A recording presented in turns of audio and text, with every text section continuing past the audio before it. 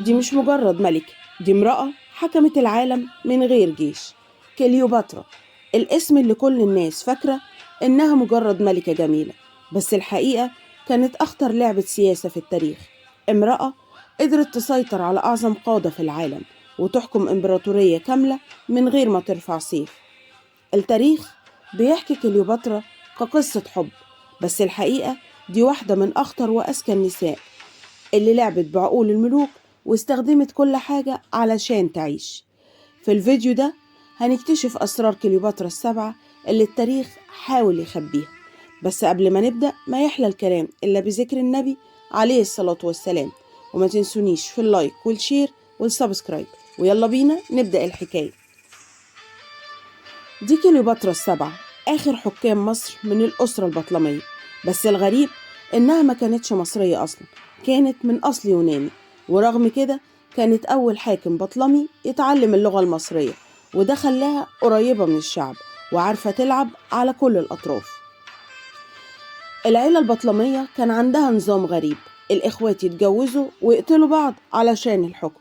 كليوباترا اتجوزت من أخوها بطليموس الثالث عشر، لكن الخلاف بينهم اتحول لحرب، والمفروض كان يكون حليفها، بس بقى أول عدو ليها وطردها من الحكم.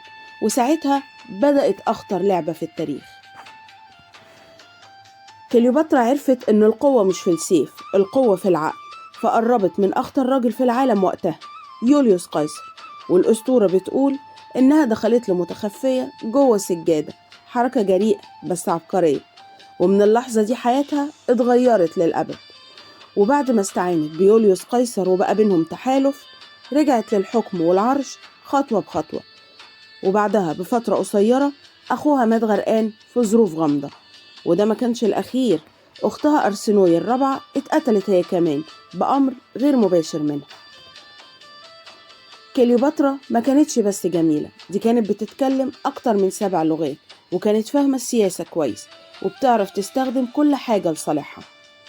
وعلاقتها بيوليوس قيصر ما كانتش حب بس، كانت تحالف سياسي قوي أنقذ عرشها.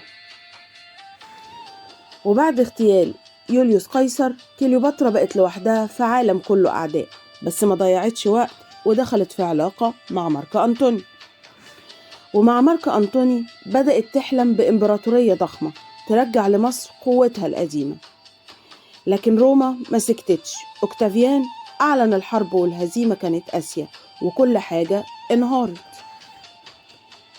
النهاية الأشهر ليها إنها انتحرت بلدغة أفعى، لكن في شكوك، هل فعلا كانت أفعى ولا كان سم، ولا اتقتلت وما انتحرتش علشان تسكت للأبد؟ في حياة كليوباترا كان في أسرار مرعبة. السر الأولاني إن كليوباترا كانت بتستخدم صورتها وجاذبيتها كسلاح سياسي، والسر التاني إن في وثائق بتقول إنها كانت بتدرس السموم، وده بيفتح باب لنظريات مرعبة.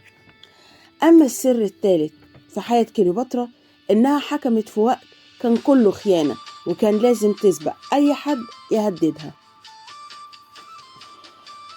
في نظرية بتقول إن كليوباترا السبعة ما كانتش مجرد ملكة، دي كانت أخطر امرأة غيرت مجرى التاريخ، كانت مستعدة تضحي بأي حد حتى أقرب الناس ليها علشان العرش. طيب هل هي كانت شريرة ولا كانت بتحاول تنجي نفسها في عالم كله دم وخيانة، ولا يمكن التاريخ هو اللي صورها بالشكل ده؟ ودلوقتي لو كنتم مكان كليوباترا كنتم هتعملوا ايه علشان تحافظوا على الحكم؟ وتفتكروا هل كليوباترا اتقتلت ولا انتحرت؟ هستنى رأيكم في التعليقات. والتاريخ لسه بيحكي حكاية، واشوفكم في حكاية جديدة من ورا المشربية.